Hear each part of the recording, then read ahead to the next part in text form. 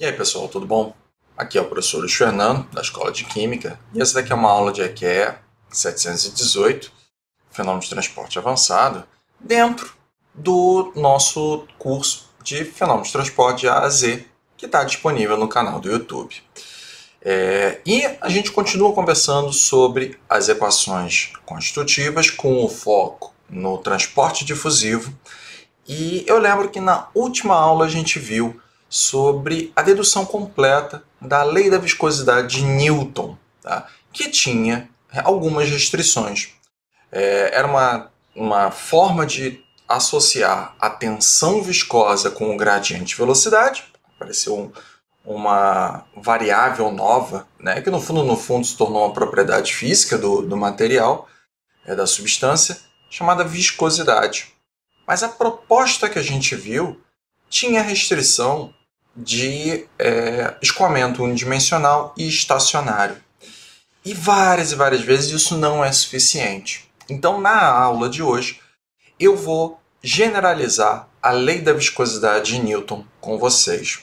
Repare que esse tópico é um pouco mais denso. Não, um pouco não. É muito mais denso. Por quê? Porque o procedimento aplicado é bem mais complexo. A gente vai falar aqui de mais de 150 anos de pesquisas em matemática aplicada. E qual é o meu grande objetivo aqui? Eu vou pegar e vou minimizar a complicação matemática e eu tenho o foco de tentar trazer mais o significado físico das ideias, das propostas que foram apresentadas aí. Então, aperta os cintos, tá? Que a gente vai ver como foi feita a generalização da lei da viscosidade de Newton. Bem, a primeira coisa para a gente levar em conta é entender mesmo o comportamento dos efeitos viscosos em um determinado escoamento. Bem, para isso, a gente tem que lembrar de algumas coisinhas que na verdade a gente já definiu isso no passado.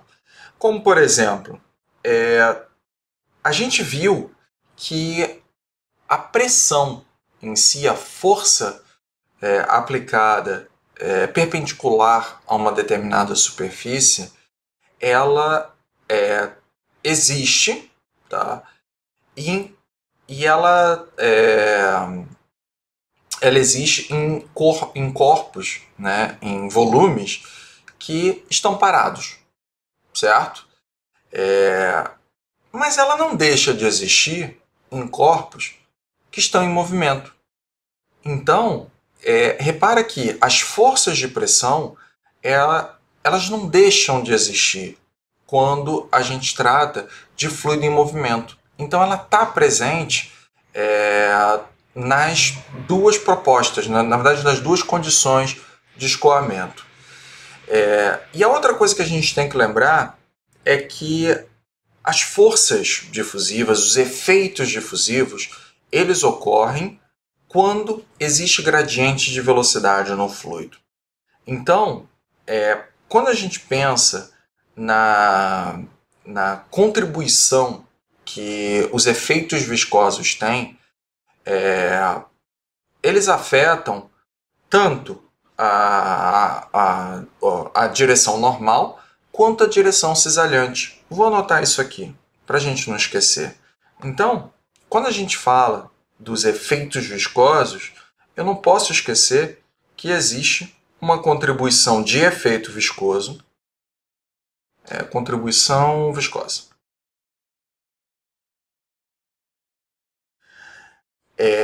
Na direção normal, afinal de contas, a pressão, ela sozinha, né, ela existe em corpos estacionários. Lembrando, né, a definição que a gente viu, nem lembro quando foi isso, mas foi muito lá no início do curso, em que a gente viu que o fluido está parado quando não existe tensão cisalhante, certo? E quando está em movimento, a pressão não deixa de existir. Então, eu tenho que lembrar que quando a gente for montar o equacionamento, existe uma contribuição viscosa na direção normal, mas ela está em conjunto com a pressão. Então aqui mais o efeito de pressão. E eu tenho também os efeitos de contribuição viscosa na direção tangencial, ou cisalente. Beleza. Então, colocado isso daqui, como é que fica o equacionamento, na verdade a distribuição dos componentes do tensor tensão? Bem, eu vou fazer o seguinte aqui, olha. Eu montei uma tabela geralzona, deixa eu ver se eu consigo enquadrar ela aqui no slide. E o que eu mostro aqui para vocês? Aqui eu tenho a direção normal à superfície e o vetor tensão para cada uma das superfícies. Tá? No caso aqui eu botei vetor força, mas é só uma maneira diferente, força sobre área, tá? Que vai me dar tensão. E aí eu tenho aplicado em X, aplicado em Y e aplicado em Z. Repara que quando eu monto o tensor, eu não estou fazendo o tensor viscoso. Tá? Olha que a minha nomenclatura aqui, ela não é o tensor viscoso, é o tensor tensão, contribuição dos efeitos normais mais os efeitos viscosos, tá? Os efeitos de tensão viscosa. E a contribuição viscosa, ela vai ter que ter o T, ela vai ter que ter uma contribuição normal mais uma tangencial. Essa é a proposta que eu estou colocando. Então, olha só, aqui na tabela eu tenho o efeito em X, da tensão em X, que vai ter, sim, o efeito da pressão mais a tensão viscosa. Beleza. Vamos explorar agora os componentes desse tensor tensão, dessa força sobre a área aqui. Então eu vou ter o componente τ xx, que vai ser o quê? O efeito da pressão mais a contribuição viscosa. Quando a gente fala em τ xy, eu estou olhando o efeito aqui na direção y, tá? No plano x, e esse cara é uma tensão cisalhante apenas. Então, como não é uma tensão normal, eu não tenho um efeito de pressão aplicado a ele. E, portanto, eu só tenho contribuição viscosa. Tá? A mesma coisa vai acontecer para o tal xz, tá? Que eu vou ter apenas o efeito de contribuição viscosa. Quando a gente olha para o efeito na direção normal a y, tá? O plano y, o que vai acontecer? O tensor tensão completo tem o efeito de pressão, tem o efeito dos efeitos viscosos, né? E eu tenho,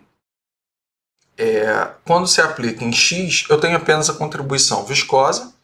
Quando eu aplico em tal y, eu estou avaliando o efeito na normal, né, a superfície, e portanto eu tenho a contribuição de pressão mais a tensão viscosa.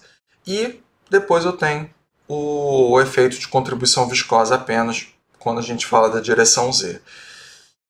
Repara que o meu grande objetivo aqui é apenas destacar que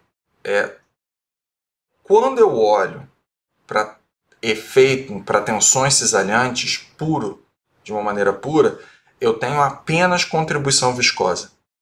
Contudo, quando a gente montar o equacionamento, quando avalia a direção normal à superfície, eu sempre vou ter o efeito de pressão mais uma contribuição viscosa causada pelo escoamento. Tá? Então, repara, o fluido em movimento tem efeitos em todas as direções, todos os sentidos, todos os planos, inclusive na normal. E esse é o meu grande objetivo com essa tabela aqui. Tá bom? É só para que você tenha isso na cabeça. Beleza. Colocado isso, eu preciso conversar um pouco sobre as propostas para tentar relacionar as tensões viscosas com os gradientes de velocidade de fluido. Então, para isso, note que a gente está falando de equação constitutiva. Então, existem algumas restrições, coisas que podem ser feitas para determinadas situações. Tá? E a primeira ideia que veio, na verdade foi a ideia mais geral, a primeira consideração é uma tentativa de montar uma combinação linear de todos os gradientes de velocidade em todos os planos possíveis. Aí, pô, professor, que planos são esses? E aí eu te convido a relembrar a definição que nós vimos quando olhamos o efeito de tensor-tensão. Tá? Vou relembrar brevemente com vocês. Quando a gente falou do tensor-tensão, o que eu falei naquela época, né? Naquela aula? Né? Eu disse, olha, para montar qualquer tensor-tensão, você precisa avaliar 3 planos perpendiculares entre si. Então vou anotar, 3 planos. Beleza. E para montar o tensor-tensão, a gente tem que olhar 3 forças, 3 tensões, né, componentes de tensão, para cada plano. Vezes 3 forças ou tensões para cada plano. E é por isso que o tensor tem 9 componentes, tá? Porque vai ser 3 vezes 3 e aí você tem os 9 componentes. Mas e se eu precisar montar uma combinação linear de todos os gradientes possíveis em todos os planos possíveis? Bem, eu vou precisar fazer um cruzamento de 9 componentes com os 9 componentes que existem possíveis, tá? De gradiente de velocidade com os de tensão. E essa daí foi a primeira proposta mesmo, que gerou o seguinte equacionamento. Ah, tá bom, se a gente precisa cruzar todos esses índices, todos esses caras, a gente vai fazer o seguinte, tá? Eu vou montar um somatório indo de K até 3, tá? Os 3 componentes possíveis, as 3 direções possíveis, perdão, combinado a mais um outro somatório de índice L até 3. E repare, então, que eu estou avaliando os gradientes de velocidade cruzando K com a direção L. Repare que é um somatório dentro do somatório, então isso daqui vai me dar um cruzamento de possibilidades de gradiente de velocidade todos possíveis. Tá? Mas tem o seguinte, essa proposta não usa um único coeficiente de proporcionalidade. Tá? Quando a gente viu a lei da viscosidade de Newton, a gente utilizou, era uma única direção, unidirecional, então naturalmente surgiu somente um coeficiente de proporcionalidade. E aqui não, porque eu estou fazendo o cruzamento de todos os planos possíveis. Então, eu tenho esse coeficiente loucão aqui, que é válido para cada conjunto de índices IJ do tensor e de cruzamento dos gradientes de velocidade KL. Isso daqui vai me dar 81 quantidades desse novo coeficiente de viscosidade. E pelo equacionamento, pelos estudos apresentados, esses coeficientes podem ser diferentes entre si. Então, essa formulação, que é a mais geral que tem, que é a extensão, a proposta foi olhar a lei da viscosidade de Newton e tentar ampliar ela para todas as possibilidades, todos os cruzamentos possíveis de gradiente de velocidade. Você vai ter 81 coeficientes de viscosidade que são diferentes entre si. E, de verdade, isso é inviável. Tá? Eu li algumas pesquisas que tentam caracterizar esses coeficientes de viscosidade, porque, de fato, é o mais geral possível. Tá? Realmente é uma representação que vai dar todos os efeitos possíveis de tensão viscosa. Mas se você vai para o laboratório, você não consegue obter esses 81 coeficientes de viscosidade. Tá? É muito difícil montar um experimento para essa proposta de tensão viscosa. E por isso ela não é aplicada. Tá? Mas eu trouxe aqui para mostrar para você a complexidade que isso pode ter. Tá? Tanto uma complexidade tanto na concepção do equacionamento, tentando generalizar a lei da viscosidade de Newton, quanto na própria observação experimental, que realmente é inviável. tá? Você montar experimentos para caracterizar isso.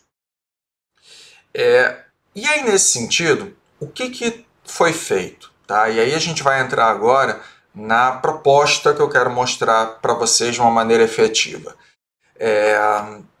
Nesse sentido, houve já de cara uma restrição a ser considerada.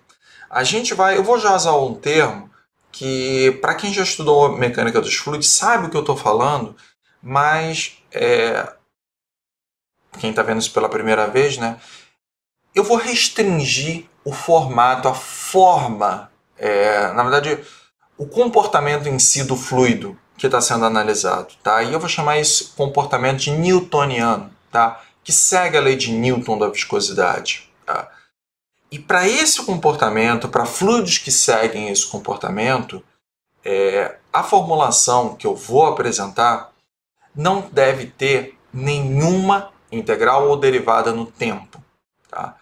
Essas integrais e derivadas no tempo trazem uma característica de amortecimento ou instabilidade de interfaces. Por exemplo, e eu vou colocar aqui, tá? Eu nem ia botar isso, tá vindo da cabeça agora. É uma ideia de instabilidade de interface, como a interface de um fluido poderia se mover e ser amortecida. Então imagina que você tem um fluido com um comportamento elástico, tá? Eu acredito que você já tenha visto isso. Um fluido que a gente chama de viscoelástico é aquelas gelecas, tá? Que as crianças adoram. Não só as crianças, os adultos gostam também, tá? Mas aquela geleca faz uma bola daquilo dali e joga no chão. Você vai ver que no momento que essa bola bater no chão, ela vai tender a se deformar, tá? Então eu estou botando aqui. Mas a interface, ela sofre umas instabilidades. Ela se deforma, tá? E essa deformação, como a deformação se propaga, batendo na parede e voltando, tá? É representada através de um amortecimento. Esse amortecimento pode ser modelado por integrais e derivadas no tempo. E esse tipo de efeito eu não vou considerar na proposta do comportamento newtoniano, os fluidos que seguem a lei de Newton da viscosidade. Tá? Então, a partir de agora eu não vou colocar esse tipo de... Não, na verdade, nem vou pensar. Na formulação aqui eu nem vou pensar em integral e derivada no tempo. Beleza. E aí, para montar a proposta, eu vou fazer o seguinte. Eu vou pegar e vou representar um fluido qualquer em um estado de rotação pura. Tá? O que significa um estado de rotação pura? Imagina então que eu tenho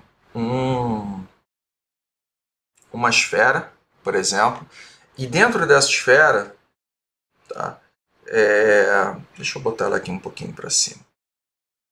Dentro dessa esfera, eu tenho um comportamento de fluido, na verdade de rotação pura, uma rotação de corpo rígido. No fundo é isso. Tá? E, portanto, considerando que eu tenho um ponto central, e meu ponto central não ficou tão central não, deixa eu ver se consigo botar. Pronto, está mais ou menos central. Não está não, mas tá bom. Tá? Finge que tá. Eu tenho um raio, e eu tenho um fluido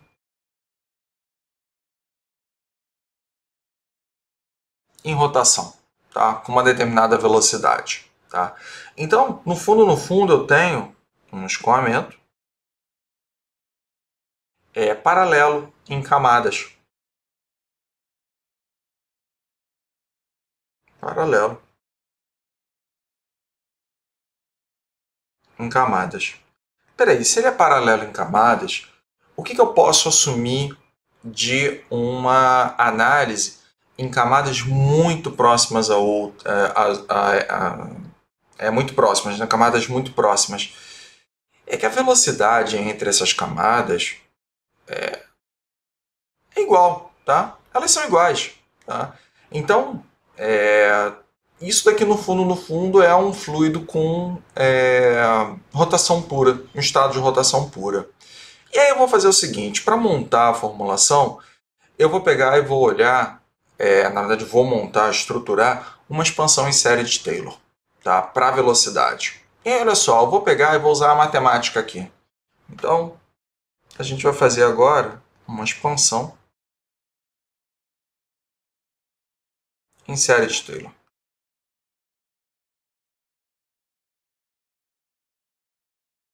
E vou colocar aqui para vocês como é a forma, tá? Então eu vou pegar e vou expandir o vetor velocidade do ponto R até um ponto dr. Isso daí vai ser o quê? Bem, vai ser a função expandida avaliada no ponto V em R, mais a derivada da velocidade em relação à posição, derivada da velocidade em relação à posição, produto escalar com a variação do deslocamento no espaço, né? Δr, que no caso aqui vai ser um dr. Tá? E eu vou truncar a série aqui. Tá? Repare que para mim, da maneira como eu estou olhando, R nada mais é que o vetor posição. X, Y, Z. Tá? Só isso. É a posição. Então eu estou olhando para o meu problema e eu estou olhando duas camadas. Uma camada R e uma camada dr. Tá? Então, isso daqui vai me dar a expansão em si, tá? Onde eu estou olhando a avaliação da expansão. E outra coisa que eu quero destacar é que com essa derivada da velocidade em relação à posição, no fundo, isso daqui me dá um efeito tensorial. É um tensor, tá? Porque é uma representação de uma matriz jacobiana. Então, para a gente lembrar, esse dV dr é a matriz jacobiana. Perfeito. Beleza.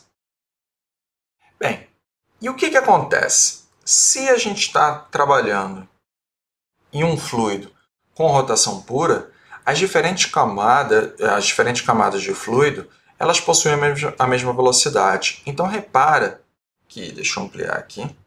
Então, deixa eu anotar. Então, para a rotação pura,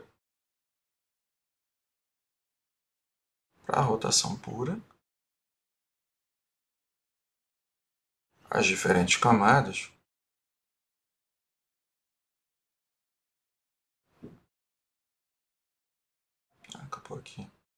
camadas possuem a mesma velocidade.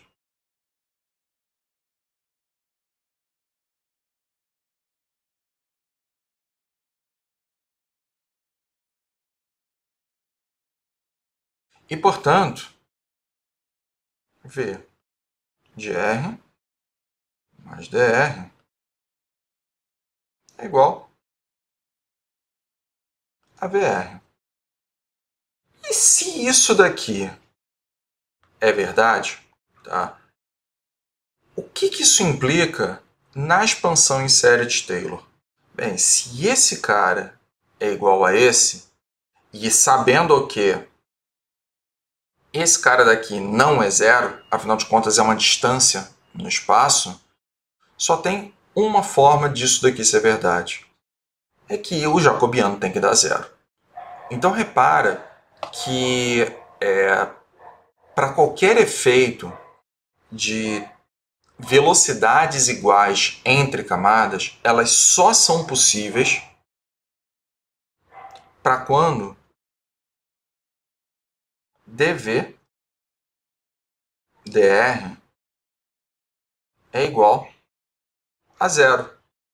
Pô, peraí. Então quer dizer que para quando o jacobiano é nulo, as velocidades entre as camadas elas são iguais. Mas quando a gente fala de um transporte difusivo de quantidade de movimento, eu sei que isso daqui não é verdade. O que implica que, se eu quero analisar os efeitos que trazem diferença na velocidade entre as camadas, a minha modelagem ela tem que focar apenas esse cara daqui. As forças viscosas elas vão ser função, portanto, apenas do tensor jacobiano. É ele que vai trazer diferença entre as velocidades nas diferentes camadas. Então, o meu foco agora é olhar esse cara daqui. Beleza?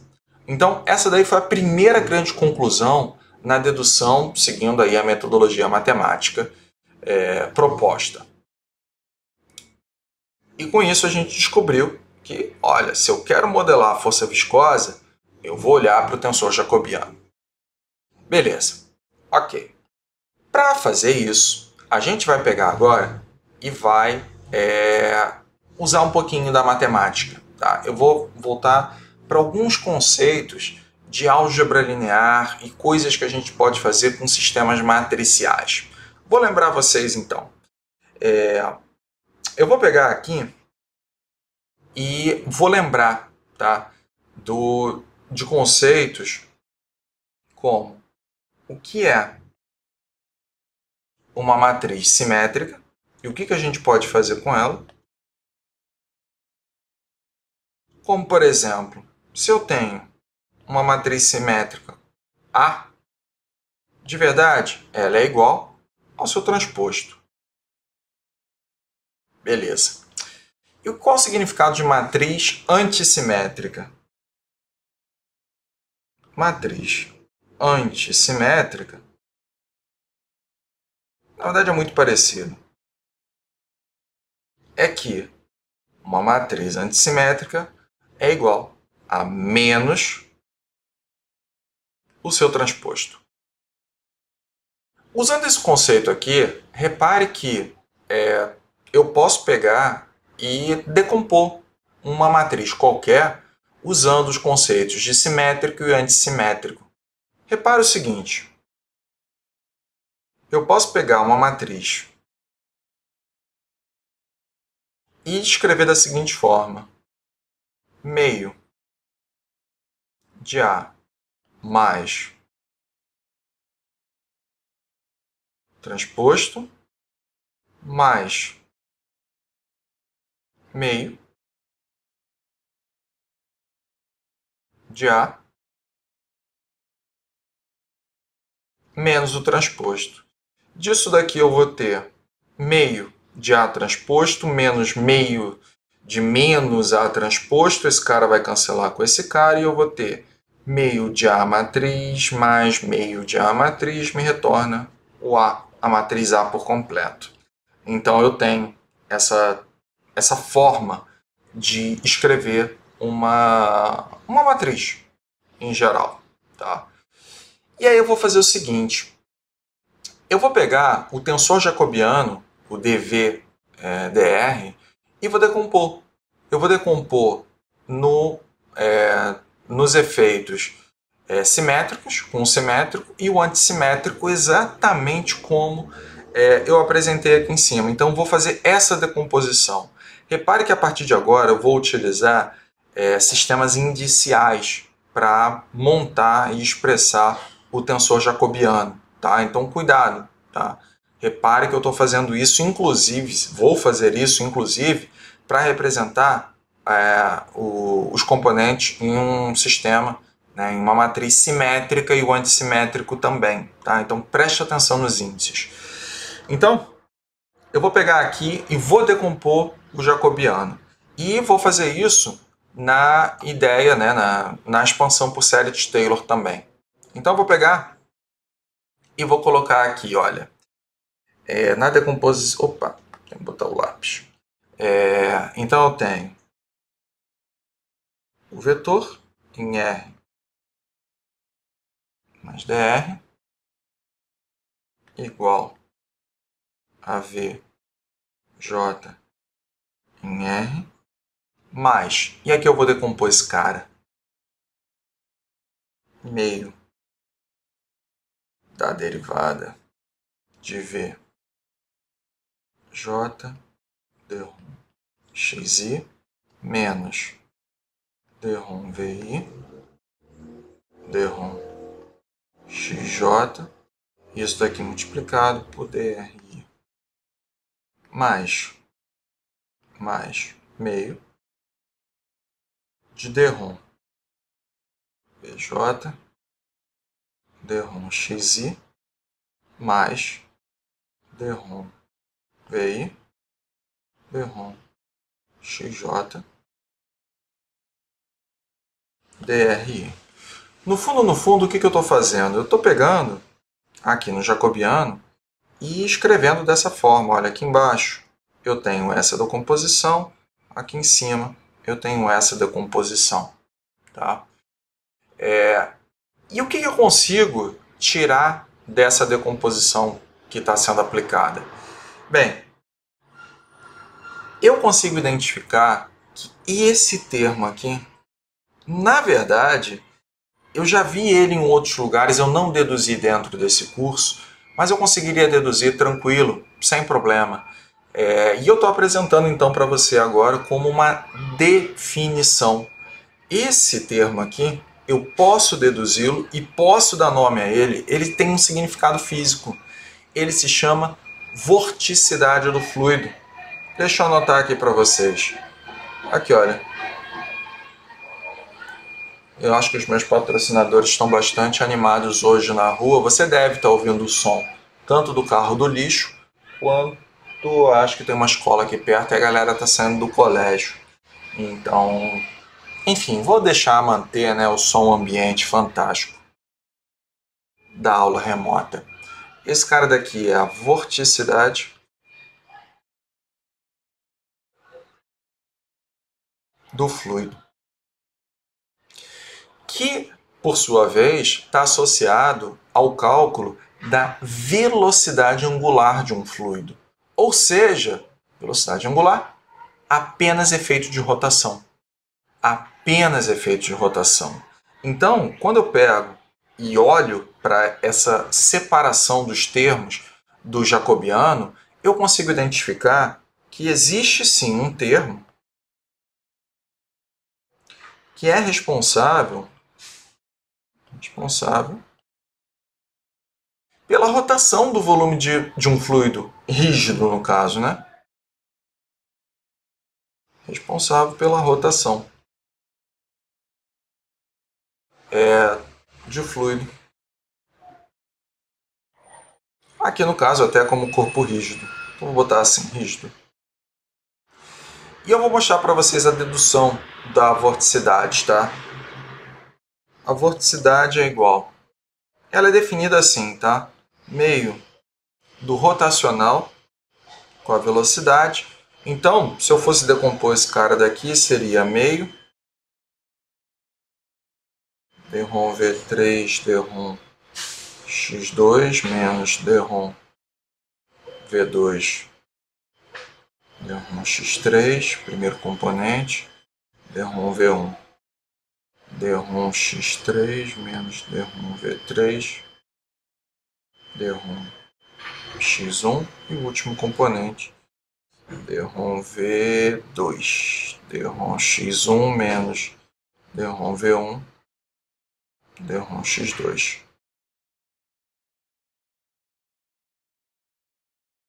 Então repara que isso daqui me trouxe uma conclusão. No fundo, eu consegui perceber que dessa decomposição que nós fizemos aqui em cima, esse termo aqui está completamente associado à rotação de fluido, que não é o meu interesse quando eu quero analisar o efeito de forças viscosas. E aí eu vou focar, portanto, agora nesse outro termo. Porque se esse cara representa a rotação, só me sobrou esse termo aqui para conseguir caracterizar os efeitos de força viscosa. Vou anotar isso também. Então aqui, deixa eu anotar onde tem espaço. Vou anotar aqui embaixo. Repare que apareceu para mim agora um termo responsável pelas forças viscosas. Aliás, não vou botar aqui não, deixa eu botar aqui em cima.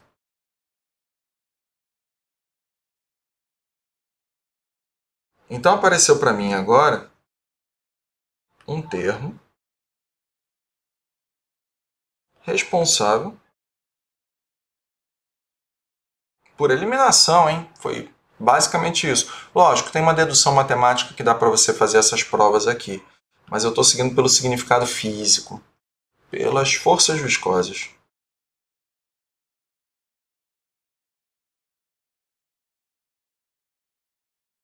No fluido. E eu vou chamar isso daí de tensor taxa de deformação, tá? Que representa, no fundo, o quão rápido uma partícula fluida consegue se deformar. E vou anotar aqui para vocês.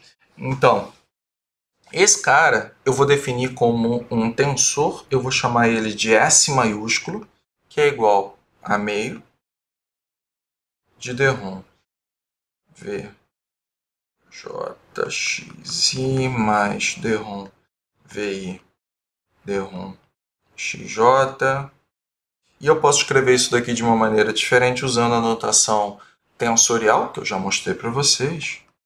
Meio grade V mais grade V transposto. Tá? Então, esse cara daqui tem nome, esse S, ele é o tensor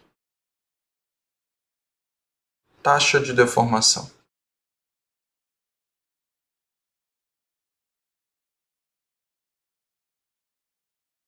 Beleza. Ok. Então, note que por exclusão, partindo da expansão Psaric-Taylor, analisando a expansão, né, do jacobiano, identificando que existe um termo que é responsável pela rotação de fluido e, por exclusão, verificamos que surgiu aqui um cara para representar a deformação do fluido, que a gente chega ao tensor taxa de deformação.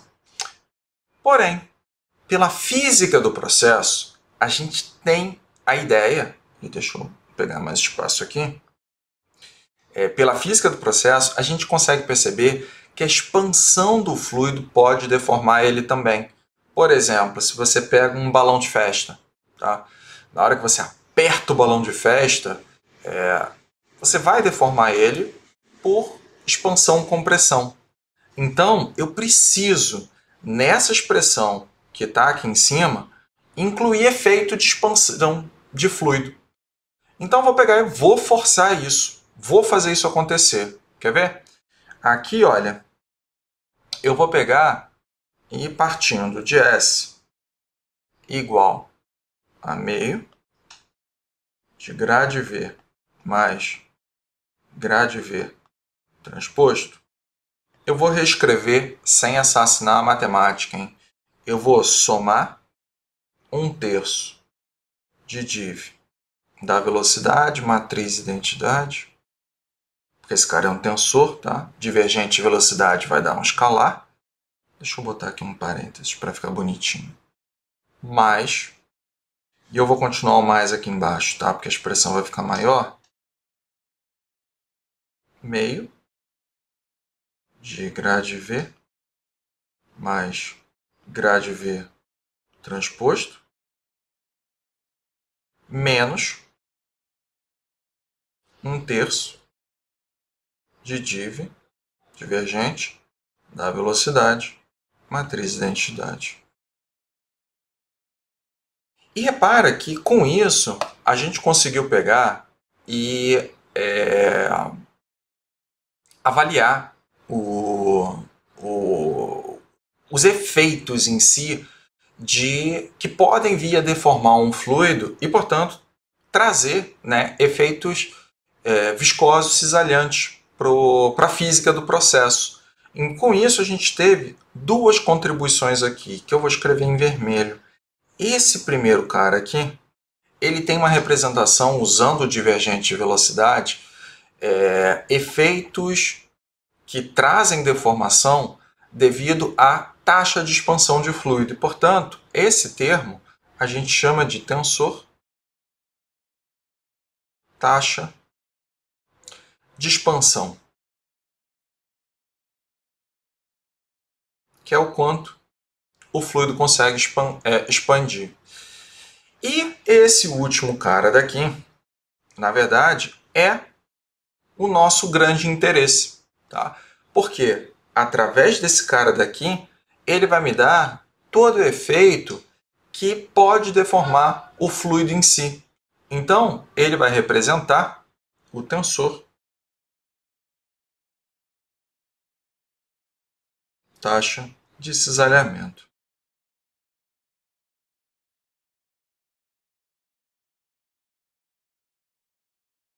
Beleza. Repara que até o momento a gente não tem nenhum coeficiente de proporcionalidade sendo apresentado, tá? Mas a gente não consegue fugir muito disso não. Por quê? Pela física do processo, por tudo aquilo que a gente viu, mesmo na própria tensão de viscosidade pela lei de Newton, né, da viscosidade, a gente consegue verificar que, então deixa eu anotar aqui, pela física do processo,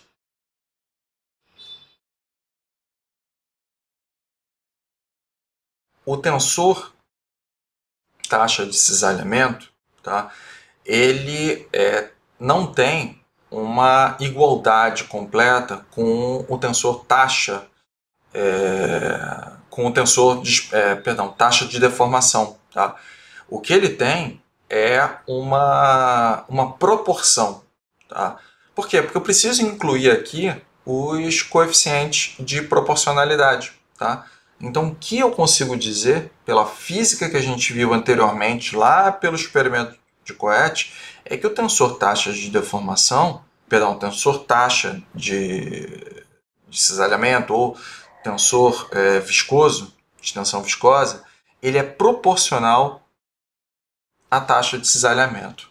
Então, para eu conseguir transformar essa proporção que está aqui em uma igualdade, eu vou utilizar os coeficientes de proporcionalidade. Tá? Então, repara, olha, no próximo slide eu vou mudar um pouco a notação da forma como eu escrevi esse pessoal. Tá? Eu vou usar uma notação, em alguns pontos eu vou usar inicial e em outros pontos eu vou usar a notação de Einstein para representar o divergente. Tá? Então não se assuste, mas vou passar para o próximo slide, vou explicar, tá, a notação antes de explicar a física do problema. Pelo menos o equacionamento do problema. Então aqui, olha, aqui eu estou, na verdade, repetindo o que eu mostrei anteriormente, incluindo os coeficientes de proporcionalidade. Vamos lá, muita calma nessa hora. Esse VKK aqui, no fundo, é a notação de Einstein para representar o divergente de velocidade. É só isso. Só isso. Esse cara daqui é a matriz de identidade, no fundo é isso. Ele é a representação da matriz de identidade. Tá? Esse cara daqui, então, é o gradiente de velocidade transposto. Esse cara daqui é o divergente de velocidade. Então, repare que a gente tem a compatibilidade com o que a gente viu anteriormente. Tá bom? Repare ainda que alguns termos acabam sumindo. Por quê? Porque no momento que a gente coloca um coeficiente de proporcionalidade, termos que são multiplicados e são constantes podem ser modificados. Afinal de contas, essas constantes podem ser embutidas dentro dos coeficientes de proporcionalidade sem problema algum. Então repara que quando a gente fez aqui o equacionamento anteriormente, tá? Pô, aparecia 1/3 aqui, 1/3, aqui tinha meio, e eu posso jogar isso fora, tá? Uma vez que vai aparecer o coeficiente de proporcionalidade e essas constantes podem ser embutidas nele. Então isso pode ser aplicado. E aí eu trago aqui a generalização. Na verdade, o que eu tenho aqui é justamente o equacionamento final, tá?